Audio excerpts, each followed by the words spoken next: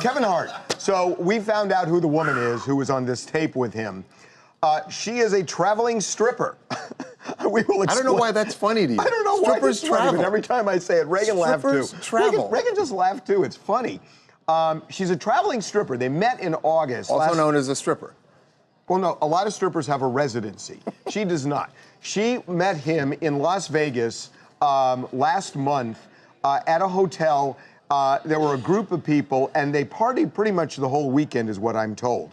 And this video that has now been the subject of this extortion plot against Kevin Hart, what I was told yesterday is that video, when you look at the 4 minutes and 47 seconds, it was not shot all at once. It was over that period of the weekend. Right. So different things happen at different times. And as we told you, this is the picture of at the beginning of the video. This is the two of them.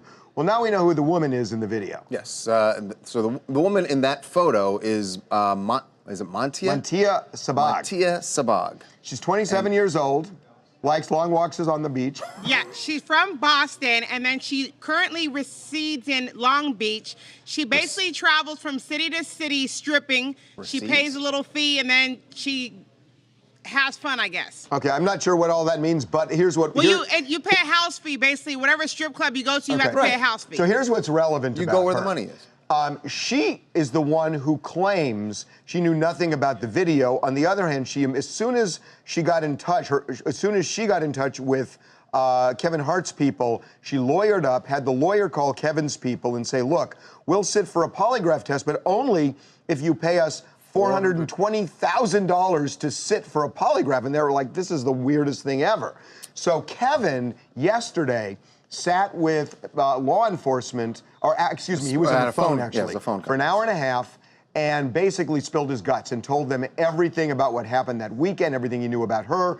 There were people around her. But what can he really say that he knows about her? Like, yeah, well, what he had a bunch of fun. What they want to know is... He knew some stuff. He did know some stuff. But what we've learned, though, is that was their first time meeting. I think Raquel's kind of right on this. It's like, okay, yeah, I met her. I met a few other girls she was with, and that's it. Well, not exactly. No, not but the exactly. way police, they're going to want to know who else was in the room. They have names now. Right. There were names of people, and the reason the police want this so badly is we are told the end game for them right now is to get search warrants because even they though... They want to figure out who's all in on this extortion, basically. That's right. And even though this woman says, I had nothing to do with it, the police are not necessarily buying it from what I'm told, and they are going to serve up a number of search warrants, we're told, because what they're trying to do, there was this encrypted email that went back and forth, and the person who was doing the extortion was sending this encrypted email over to Kevin's people. So they want to decode it, number one, and they want to figure out who was sending it. And they think that by getting a search warrant, they can get the information they need in order to figure out who the culprit is. And they don't, and they don't necessarily think it's one person. Right. This is a group of people the who are involved. It was highly edited, so of course she had to have help. And then how it was positioned as far as the phone inside the hotel room, clear as day that someone had to position that. And then the photos also that are taken of her, during the beginning of the video, those photos are taken as high photos to show where she was standing next to Kevin. Okay, and we don't know that she is involved. I mean, she is saying that she's not involved. But then weirdly wants money for a lie detector. Look, Kevin spoke for an hour and a half, and it was really him speaking. And this was his second meeting with police.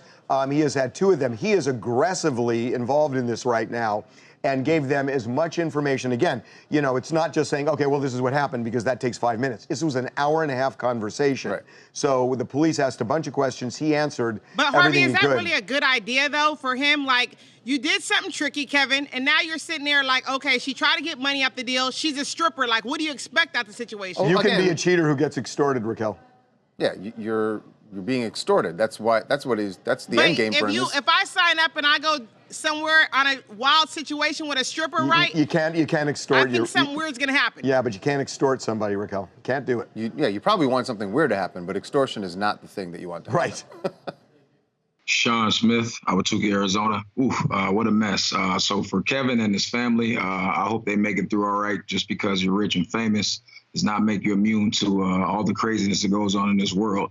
But he did get caught, looks like, with his hand in the cookie jar. And it's really just a bad situation. But I am glad that he's fighting back to not let somebody profit off his missteps, just because it happens a lot. So that's what they're calling it these days, a cookie jar. Interesting. Make sure to subscribe to TMZ Live to keep up to date on the latest entertainment news. And if you want to keep watching, click on one of these videos right now.